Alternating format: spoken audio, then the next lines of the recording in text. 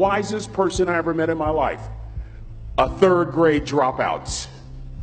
Wisest and dropout in the same sentence is rather oxymoronic, like jumbo shrimp.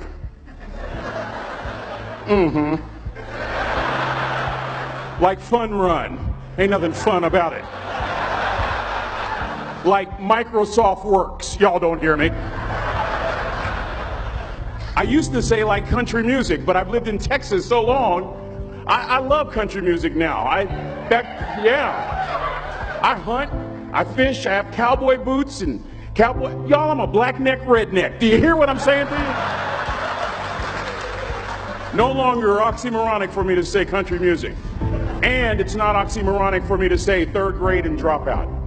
That third grade dropout, the wisest person I ever met in my life, who taught me to combine knowledge and wisdom to make an impact, was my father. A simple cook. Wisest man I ever met in my life. Just a simple cook. Left school in the third grade to help out on the family farm, but just because he left school doesn't mean his education stopped. Mark Twain once said, "I've never allowed my schooling to get in the way of my education." My father taught himself how to read, taught himself how to write, decided in the midst of Jim Crowism, as America was breathing the last gasp of the Civil War, my father decided he was going to stand and be a man. Not a black man, not a brown man, not a white man, but a man. He literally challenged himself to be the best that he could all the days of his life. I have 4 degrees. My brother is a judge. We're not the smartest ones in our family. It's a third grade dropout daddy. A third grade dropout daddy who was quoting Michelangelo, saying to us, "Boys, I won't have a problem if you aim high and miss, but I'm going to have a real issue if you aim low and hit." A country mother quoting Henry Ford, saying, "If you think you can or if you think you can't, you're right." I learned that from a third grade drop. Simple lessons. Lessons like these. Son, you'd rather be an hour early than a minute late. We never knew what time it was at my house because the clocks were always ahead.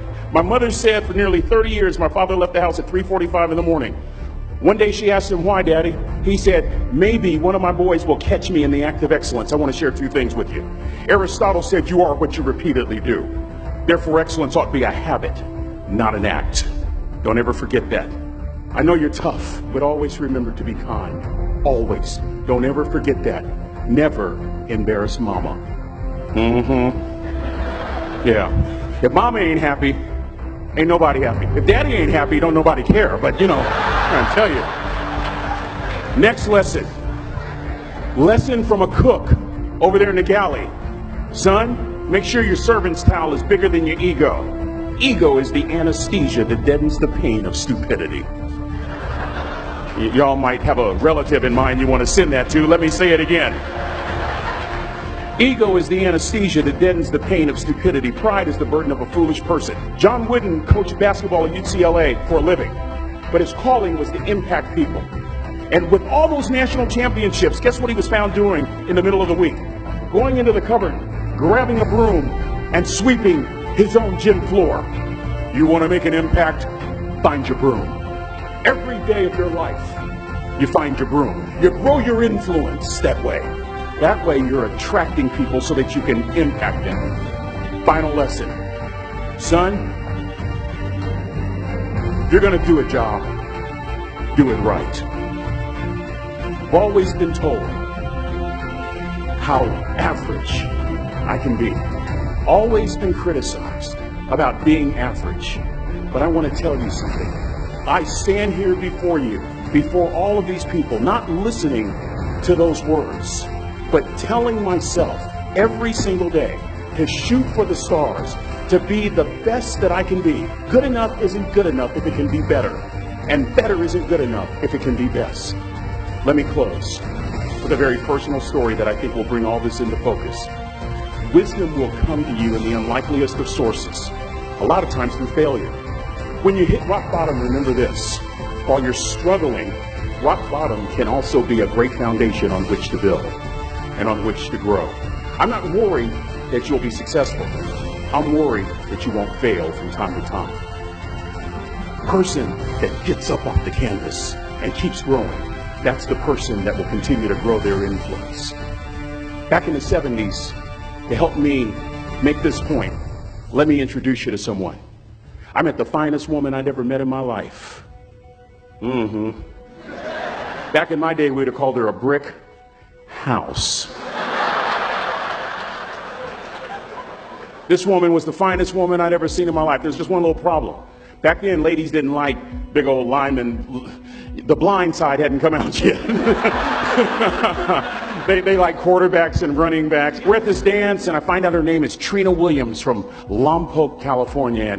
And we're all dancing, and we're just excited. And I decide in the middle of dancing with her that I would ask her for her phone number. Trina was the first one. Trina was the only woman in college who gave me her real telephone number. The next day, we walked to Baskin & Robbins ice cream parlor. My friends couldn't believe it. This has been 40 years ago, and my friends still can't believe it. We go on a second date, and a third date, and a fourth date. We drive from Chico to Vallejo so that she could meet my parents. My father meets her. My daddy, my hero, he meets her, pulls me to the side and says, "Is she psycho?" But anyway, we go together for a year, 2 years, 3 years, 4 years. By now, Trina's a senior in college. I'm still a freshman, but I'm working some things out. I'm so glad I graduated in 4 terms. Nixon, Ford, Carter, Reagan. So now it's time to propose. So I talk to her girlfriends, and it's California. It's in the 70s, so it has to be outside. You have to have a candle, and you have to have, some chocolate. Listen, I'm from the hood. I had a bottle of Boone's Farm wine. That's what I had. She said yes. That was the key. I married the most beautiful woman I'd ever seen in my life. Y'all ever been to a wedding, and even before the wedding starts, you hear this? How in the world? And it was coming from my side of the family.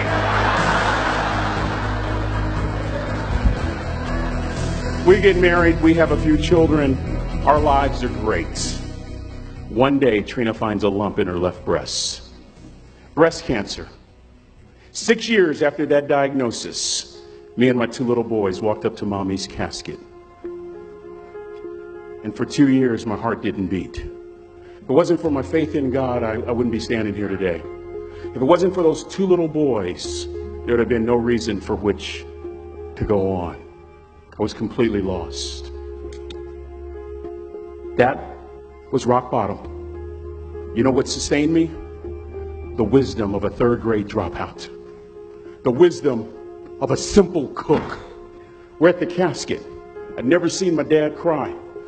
But this time I saw my dad cry. That was his daughter. Trina was his daughter, not his daughter-in-law.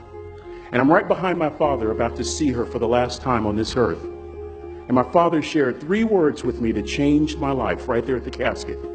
It would be the last lesson he would ever teach me.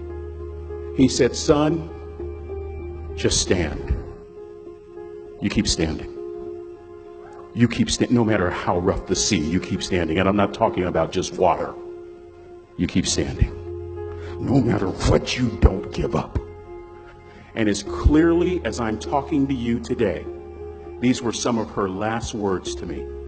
She looked me in the eye and she said, "It doesn't matter to me any longer how long I live. What matters to me most is how I live." I ask y'all one question, a question that I was asked all my life by a 3rd grade dropout. How you living? How you living? Every day ask yourself that question, how you living? Here's what a cook would suggest you to live this way. That you would not judge, that you would show up early, that you'd be kind, that you'd make sure that that servant's towel is huge and used, that if you're going to do something, you do it the right way. That cook would tell you this, that it's never wrong to do the right thing, that how you do anything is how you do everything. And in that way, you will grow your influence to make an impact. In that way, you will honor all those who have gone before you, who have invested in you. Look in those unlikeliest places for wisdom. Enhance your life every day by seeking that wisdom and asking yourself every night, how am I living? May God richly bless y'all. Thank you for having me.